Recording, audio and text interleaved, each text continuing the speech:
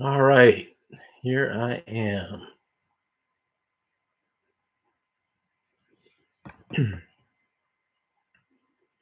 So I'm waiting for some of you guys to join the chat.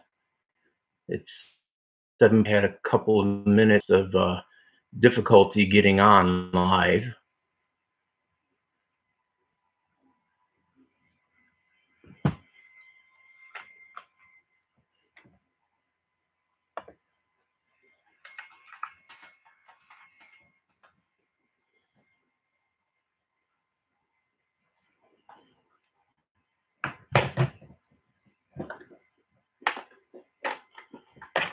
Hey, Sandy, how are you?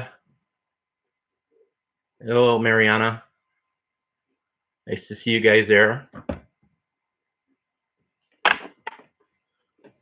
I've never done the live stream before, so I was having a little bit of a hard time getting it going. So that's why I wasn't here exactly at 7:45. Did you guys watch tonight's new video? How are you? Good to see you. Good to see you, Linda. Are you guys able to see tonight's video? And if so, like, okay, didn't see it. So do you guys have any questions about any of the videos that you have seen? Is there any questions you want to know? Because there are some things that I know about these people talked about that didn't necessarily make it into the video because, you know, it can't be a 2-hour thing. Okay, yeah, check it out. This woman that I actually here recently, she had an interesting connection to the Casey Anthony case. Her mother lived with and dated and was in the named Roy Kronk, one who found the body. Aaron's fight tournament. Oh, that must be someone from the Fighting Edge. No, I did not. I was not able to go to the Fighting Edge video with Willie, or to that event. That was last Friday, I think. I actually went and saw my mother over in Tampa. So, but anyway, I was telling you guys about this connection to the Casey Anthony case.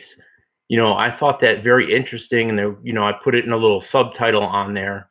But there again, I can't put every single little detail in a video because, I mean, generally as a rule, I try to make them 15 or 20 minutes. Unless they have something really important to say. I feel like a lot of these women who are on the street, they have more of an important story to say. I guess a little more important, I feel, anyways, than the guys who are kind of out there. They're just out there talking about drinking beer and getting in trouble and going to jail and such. So, are you guys able to hear me? Okay.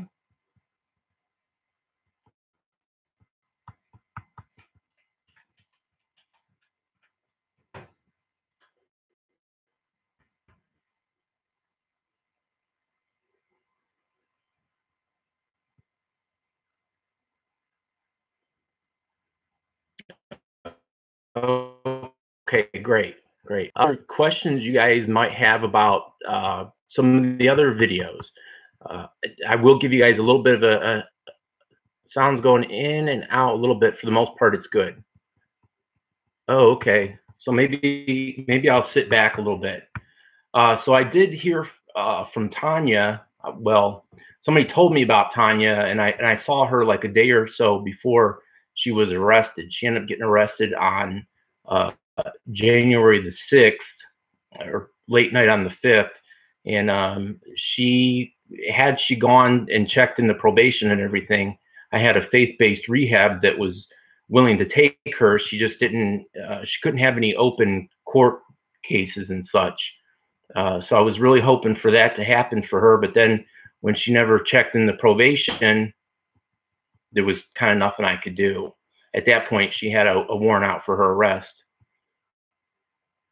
There's another young girl out there that a woman named Mary McLeod went to high school with here in Titusville, and she got me in touch with her uh, about her possibly needing some help. And originally, when I talked to her a few months ago, she swore up and down that I was going to bring the police and have her with me because she was in need of some toiletries and some food, and she wanted to get hooked up with some help, but she didn't know me, so she didn't know what I was going to do.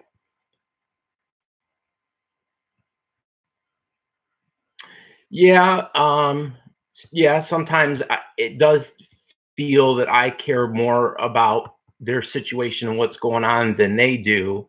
I've kind of learned here that I'm getting a little too personally involved, or I guess too a little emotionally involved, where it was really hurting me with things that I'm just one person. I can't do it all. Kind of the whole point of doing the interview and sharing it is, that's kind of like my little contribution, and then for everyone else to kind of, have other little contributions to say, hey, I know of a place that will take her, or somebody else over here say, I know of a place that can give them food or temporary housing or whatever it is, but uh, no one person can do it all for any of these people. Um, and then let's see, who else have I heard from? Oh, so I was telling you the story about this woman that thought I was going to bring the police. She had done a couple months in jail, and she was doing quite well. She credited going to jail with her getting off drugs. Basically, you have no choice, right? You're locked in. You're going to get off the drugs. But she did, and she got out. And about 2 or 3 days after she got out of jail, she called me up and she said she was sorry. She apologized. She wanted to meet with me, and I met with her for a while, and things were going well. She had gotten herself a little under the table job, but it was on, I think, Main Street. I think there's a storage place or something, and they were letting her stay in one of the storage units, which, I mean, I wouldn't want to live in a storage unit, but at least it's not bare bones on the street. And she felt that things were going well. Well, she was taking care of herself, meetings and whatnot. And then I had heard that she had relapsed on New Year's Eve or something. So then a couple of days ago, when I was with April, hey Valerie. Oh, no, I thought it was Valerie. I heard from Valerie. Oh, so I will tell you what happened with Valerie. She went over to the place. Oh gosh, there's a thing on Brown Avenue. Can't think of what it's called off of. Oh boy, off of Main Street. Anyway, she went in there and asked them to use the phone, and she ended up calling the woman that originally had helped me with her to try to get her into a place, and told that woman that yes, she did now want to get off the street and she wanted to go to rehab. So as far as I know, Valerie is in rehab at this very moment. So I hope that to be true. I don't know if that pantry question went over well. Which question was that? Taking to the couple whose husband is okay. Umpire 34. Can you give me a little more information about talking to that couple whose husband's former military? Oh, that couple. Well, let me tell you. So as you guys know, when you watch my videos, sometimes I know some of you just want to reach through the screen and say, Keith, you're being fed a line of bullshit. I know I'm being fed bullshit, but it's their story. It's their truth. It's how they see the truth. I never quote call bullshit on them. But as you guys know, yes, Exodus and his wife Erin. Well, I found out that Erin already has a 3-year-old child, and she has abandoned that child to be with Exodus. And actually, I was wearing that camo jacket in the video, and on the back of it, it says Fighting Edge. and come to find out that Exodus trains at the Fighting Edge, because I know the main coach, Willie Taylor, obviously. I film all the fights for the Fighting Edge and run that YouTube channel for him. And Exodus never to me that he knew Willie or anything. Like, I was shocked. So then when Willie contacted me and said, hey, that's one of my fighters, he was actually supposed to fight at Mohammed Daris's MMA event here about a week ago or so, but he never did. So he was a strange one, and all the things, you know, he was saying, and, you know, saying that he wasn't eligible for his VA benefits because of his job, and, or not his job, but his age.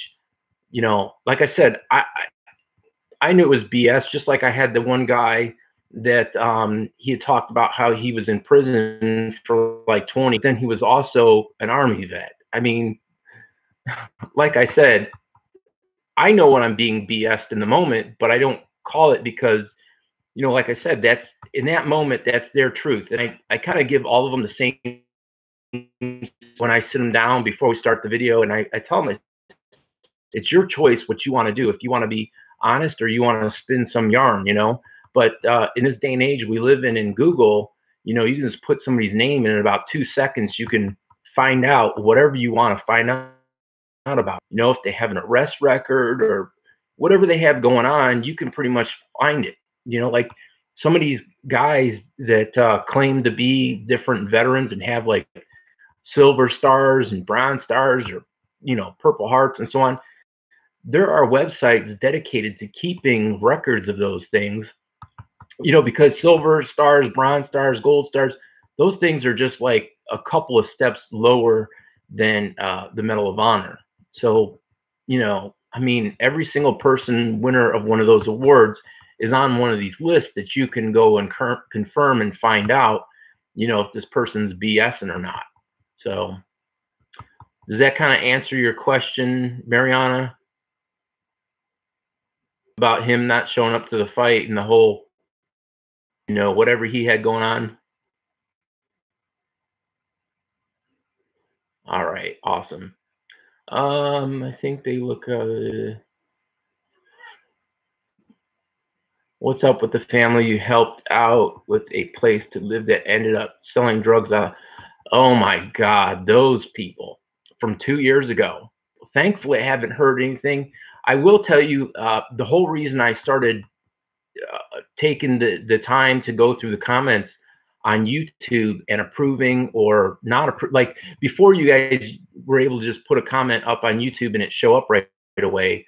Well, because of Chris and Mandy, Chris was putting on my YouTube channel comments that I had been arrested and because I had been molesting some of the kids or something. And I thought, you know, how disgusting for somebody to do, you know, to quote, kind of get back at me. And I thought, you know, it's just disgusting because they were helped, they were taken in, they were, you know, there were some really awful things being done to them by DCF that, like, had I not recorded it and been there in person, I wouldn't have believed it. So the one situation was there was an appointment for Family Promise to come meet with them, and Family Promise people show up an hour and a half late. Then they were supposed to have car seats. They had no car seats, so they said it was going to take 45 minutes to run to Walmart and pick up some car seats. So then Mandy says, well, I can't do this meeting with you because I have a babysitter and only for a certain amount of time. So then they threatened her and they said, whoa, well, so you're breaking the agreement that you had. And so now we're going to put this in your file that, you know, you're violating the agreement. And I thought, that's pretty disgusting, you know, that they're going to do this. And, you know, all that they were over an hour and a half late, and now they didn't have the equipment that they're supposed to have with them being, you know, involved with DCF.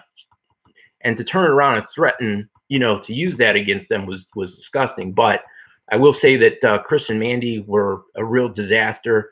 Come to find out, part of the puzzle that I didn't have until later was that the guy Chris, why his personality was the way it was, is because when he was about 8 or 9 months old, he had some kind of a brain injury and had some kind of brain surgery. So it changed his personality and who he person.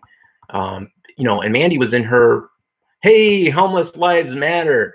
My guy James Worley is here from Homeless Lives Matter. You guys should check out Homeless Lives Matter if you don't know him, or look up James Worley. James is a good guy. I've gotten to meet James. I think a lot of James. We have somebody in common that we don't quite like, that shall remain nameless. Oh, sweet. Well, I appreciate that, James. You're sharing the live stream now. That's real cool. So what I'm doing is, anyone who has any questions or comments about any of the videos that I've done recently, if they have any questions about any of the people that have appeared in the videos, because there is some more information that I know about these people that didn't quite make it into the video. That's just life. You have a conversation with somebody and there's always a little more. How about you, James? You watch quite a few of them. Do you have any questions? See, if James Worley was over here on this side of the coast instead of over in Tampa, I would love to go out with James and hit the streets together and do interviews and whatnot. But such is very cool. Umpire 3344. Glad you enjoy the videos. And I really appreciate you guys watching the videos. And I would hope that you guys would share the videos on your personal Facebook pages, and you guys to subscribe to the channel. Of course, then you guys will get all the little updates and so on, to say like when I've published a video, what's new. Oh, the Panic Man, Kevin Panic is here. Oh boy, the most challenging in my line of work is probably becoming emotionally involved with these people, for sure, because you want the best for them, you want to try to help them out, and then when it doesn't happen, you kind of sort of feel like you failed. You feel a little heartbroken. Sandy Grubb says, is there anyone you've talked to that's still out there? Is there something they need to stay warm? Yes, there is a lot of things that right now, hoodies, jackets, gloves, blankets, things like that people need. There's some homeless that were under the impression that you had to be a veteran to go to the cold weather shelter, which obviously I've been spreading the word that just isn't true. That anyone, regardless of your veteran status, you can go to the cold weather shelter when it's 45 degrees or lower.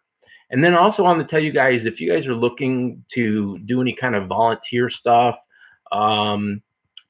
here in Titusville, the Hummingbird Pantry is always looking for volunteers, and they have some of the best pantry, great food stuff to help people. So Linda Lester asked what happened to Kayla.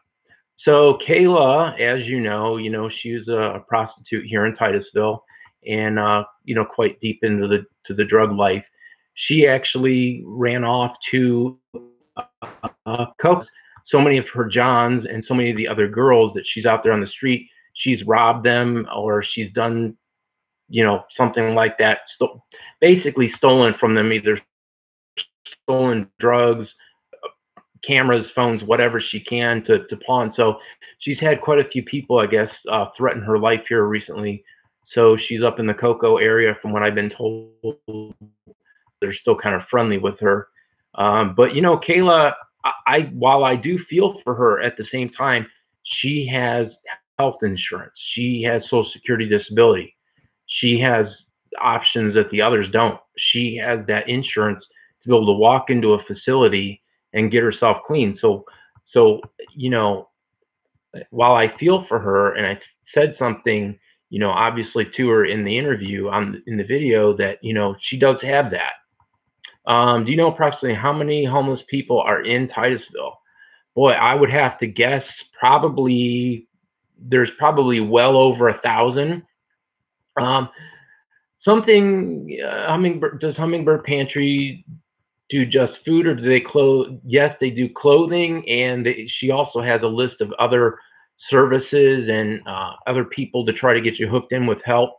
The thing that really bothers me, that's I find very frustrating, is oftentimes they will have all these qualifiers, right? So like I took a person over to the Brevard Sharing Center, and they had an old driver's license or state ID. So I thought, okay, this is great. We can get them help. And then I take them in there, fill out application, and they tell me, oh, well, by the way, not only do you have to have a state ID, but you also have to have your social security card. Okay, so here's the thing. If you have no mailing address to receive, because I mean, you can go here and they can take the bus to go fill out the application, but then where do they get this card sent? You know, it's just this infinite loop of qualifier and problems. So it's frustrating. Let's see. Exactly. I knew her father and she stole from him. Yes. Yeah. And she said her father is ill, back to Kayla, that her father is ill. And I guess one of her other sisters is currently living with him. From what it sounded like, Kayla was saying that her father is basically in hospital, that he is actively, in his last days, that he's dying. Um, so. So, Mr. Homeless Lives, James, it is as I have always care to assist those living in homelessness. Always be safe yourself, as there are many on the street who will victimize anyone as well as those around them. Yeah, very, very true, James. And as James knows, of course, I used to be like most people. I would see somebody that was homeless on the street, and I would say, "Oh, that is so horrible. That's really sad," and so on and so forth. But when you get to talking to them, you then get to find out that only about maybe 15 or 20% of them are actively helping themselves to get off the streets. There is a large crowd of people who are kind of just happy. I know this one guy that he was my very first interview. His name was Roger Stanclift. And Roger's just happy being homeless. That's just his thing. But anyways, you guys were asking about how many people are homeless here in Titusville. There's also another level of homelessness here in Titusville that not too many people talk about. And those are the families that are living in the hotels over there at the Three Oaks and the other hotel. I can't think of it off top of my head right now.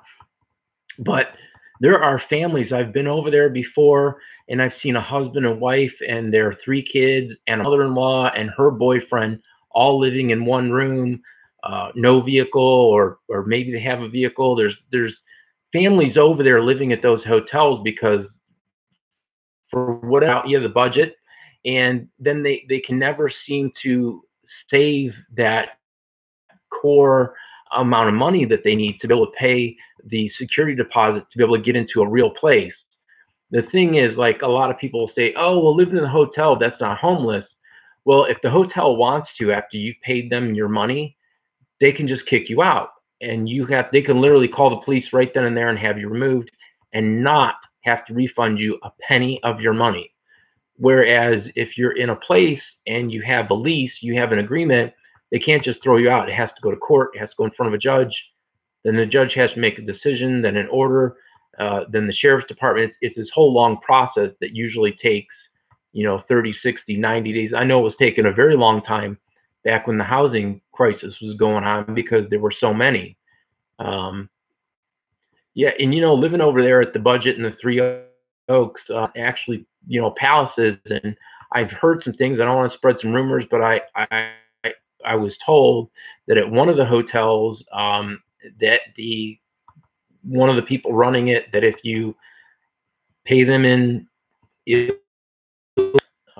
crack cocaine being the thing, that they for free. So I don't, obviously I don't deal in this stuff. I would never walk up to them with a handful of it and say, hey, can I stay the night? But there's other things that I've been told, and then I've then witnessed with my own eyes to see that these things are true. So, are there any other questions or things you guys were wondering about, or?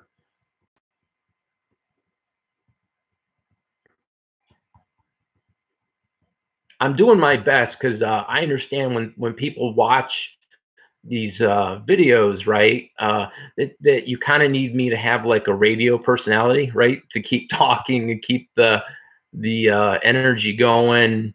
Because if there's a bunch of dead air and I'm not saying much, looking over here at the comments, then what's the point, right? As far as you guys on your end. So, but if there's any other questions you guys had or something you were wondering about, or what happened with a person, I remember most situations, most people. Obviously, now I've done so many of the interviews that sometimes people go, "Well, you remember the guy, the guy that," and I'll go, "No, I really don't," because they have so many people that I've talked to over the past 3.5 years. What do you guys think about this live thing? Do you guys think this is a thing that I should probably do on a monthly basis? Is Monday nights a good thing for you guys? Do you think 7 o'clock's late enough? Or 8 o'clock rather? Do you think I should do a little later? Okay, so how do I set up an interview? Who do you choose to interview? So very interesting, right? So a strange occurrence that happens, you never like, I wouldn't think this would be the case, but sometimes I'll come walking up with my camera gear and stuff, and the homeless will stand up and get excited and be like, "Oh my God, do I get to do an interview?" Like they're happy about doing this interview, and they already know who I am and what's going on, and other times, I have to talk to them, introduce who I am, and ask if they're willing to share their story. Then I spend a little time with them, usually get them something to eat, and we discuss, kind of like a pre-interview thing. Um, so also, whatever Snapstring asked, whatever happened with that fella who started working at the horse ranch? Yeah, his name was Brandon Kuchera. Uh, yeah, Brandon Yee boy. Um, he was okay for a while, and then he kind of really went off the rails.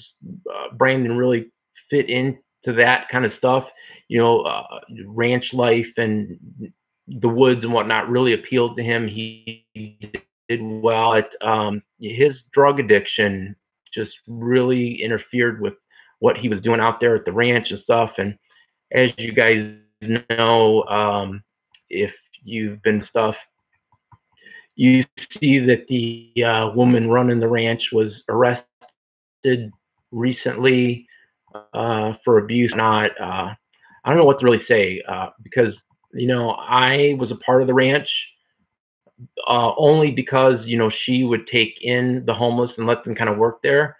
And I was there in December, and I saw two of the horses that I asked one of the girls who's out there every day, two of the horses that I thought were in bad shape.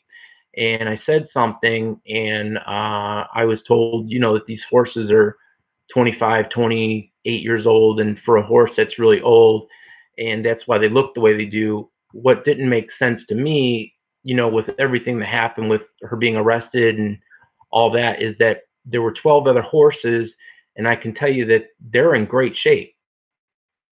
Like, they're very healthy, large.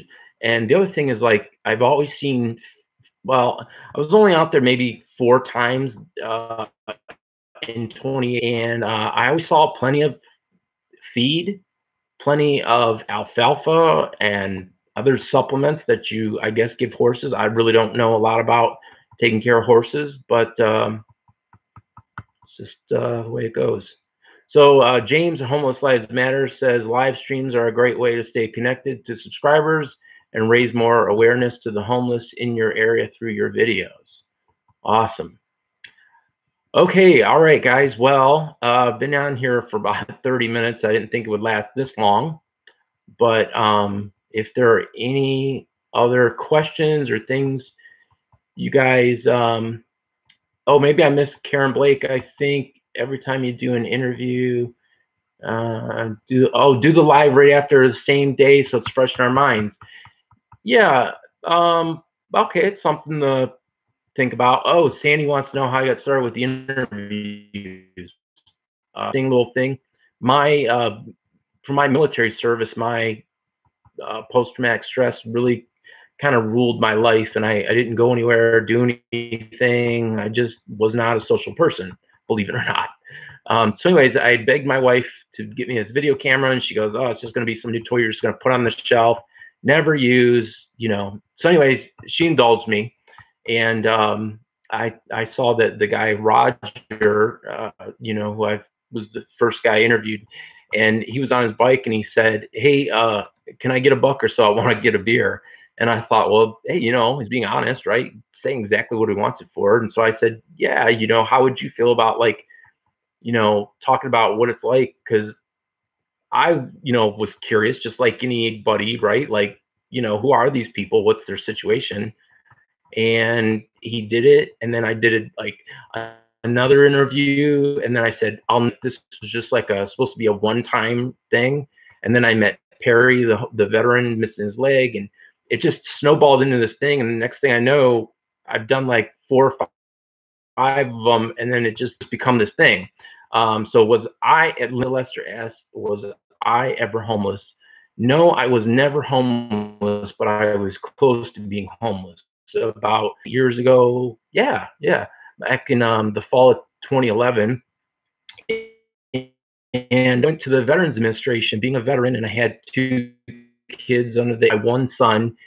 He's disabled. He has ulcerative colitis and Crohn's, and he's had his large intestine removed, and he's has osteoporosis, and he's broken his back and whatnot, and he lives at home. Well, he was going through some major surgery stuff, and we were losing our place. And I went to the Veterans Administration, and I told my situation, told them I had 90 days, and they told me it would take a minimum of 6 months and a maximum of 2 years to get housed. And you always hear all this stuff in the news about how there's all this help and all these programs for veterans. And I had found out yet that yes, there are those programs, but what they don't tell you is that there are these waiting lists, and who could sustain waiting 2 years with a disabled kid on the street? I mean, that's not what really people are expecting from our government and other things that serve veterans, that this is going to happen to a vet. So Snapstring says you were great with your questions in the interview. Good. Yeah, that's the other thing. Do you guys think I'm asking the appropriate questions? Do you guys think that I asked the right questions? I've heard from some people that they think that I should call bullshit when I hear bullshit. But the other thing is, like I said, is it's their truth for one, and the other thing is, I don't want somebody to get violent on me, right? And that's not who I am, because it could be that it's just a miscommunication, or there again, like I said, it's their truth. It may not be exactly how I would see it, but who am I to say that that's not the way things are? Kind of like let people be a legend in their own mind. Yes, Karen, you're welcome. And yes, yes, do try to help the homeless. I do my best. Yep, Linda Lester, you also have a handicapped grandson, so you understand. Yeah, so you guys don't know my personal situation, but that's what it is. I'm a disabled veteran myself. I'm not totally disabled from my military service, but I have some disabilities from that. And then I was a paramedic and a fireman in Charleston, South Carolina, and again in Cleveland, Ohio, and uh, I guess you could say kind of got hurt the rest of the way. And that's why I have time to be able to do these videos. I don't have, 8, 10, 12 hours a day, or even that much time a week to dedicate to doing this stuff, because I have so many health things. I'm through acupuncture right now over at this the daily chiropractor center the VA sent me to, and then there's a pain psychiatrist, I guess, to help me with meditation and whatnot, because I got this nerve damage in my legs and in my arms that I'm getting treated for. So, but you know, uh, I do my best to put a couple hours into our community and help things, and that's why I'll have some people say, how could a guy like yourself support the Fighting Edge, which is mixed martial arts and boxing here in Titusville? And I have to tell you that, um, so if you look up Fighting Edge Titusville on YouTube, all those videos, I filmed them, edited them, and put it up there. And the reason I support that is because it is a 501c3 here in Titusville. And what Willie's trying to do is get some of our young men and women off the streets and give them something to do so that they won't end up like the people you see in my interviews. Also, what Willie does is not only do those young men participate in USA boxing or cage fighting if they so wish, but he also has them help collect school supplies, food, and clothing drives that Willie kind of requires the fighters. He says, hey, look, you get to come over here, train at the gym for free. We have a good time. You go to the fights. We publish your fights for you, but we also expect you to give back a little bit. So that's why I involved myself with the Fighting Edge, and also the woman that who was living a life on the streets of disaster and stuff. Her name was Liberty Crouch, the woman who wrote the books. That's Willie Taylor's wife. So she's really good for the Fighting Edge too. She is, out there helping Willie in what he's trying to do in the community. All right, guys. Well, I've been here a long time, and I see some guys are starting to fall away, but I really appreciate you guys staying here and watching me and whatnot. And I guess, yes, yeah, Willie Taylor's cool guy, real good guy. I one of two of my best friends. My other guy is Kevin Panic, who was on here making a little comment. He and I had quite a bit of a good time here recently. He's a space worker, and he had a lot of time on his hands, so had a good time. Dominic should have been an all-star. Trying to think, Dominic, who I believe that we're all one bad situation away from being homeless. That's why I believe we should never look down anyway. Yeah, right. And the other thing is, like if it were your son, your daughter, your whoever, you would do whatever you can to help them. The problem is, most of us, we don't have a personal investment in these people. And so we can just say, oh, that's somebody else's worry. That doesn't concern me. That isn't my household. And, so that's kind of the way it is. That's life, I guess. I mean, no, one person can solve it all. So we all just do a little bit. We can, do a lot. They say many hands make short work, make light work of, or whatever that thing is. But anyway, all right, guys. Well, I'm about to close this out for now, and I really appreciate you guys joining me here. And thanks for watching my stuff. Remember to subscribe to the channel, and you'll get the alerts and whatnot. And you guys can give it a thumbs up or whatever. And share, if you think these things are culturally important, you think they're important for where you live and your neighbors and your friends to see these videos that I do.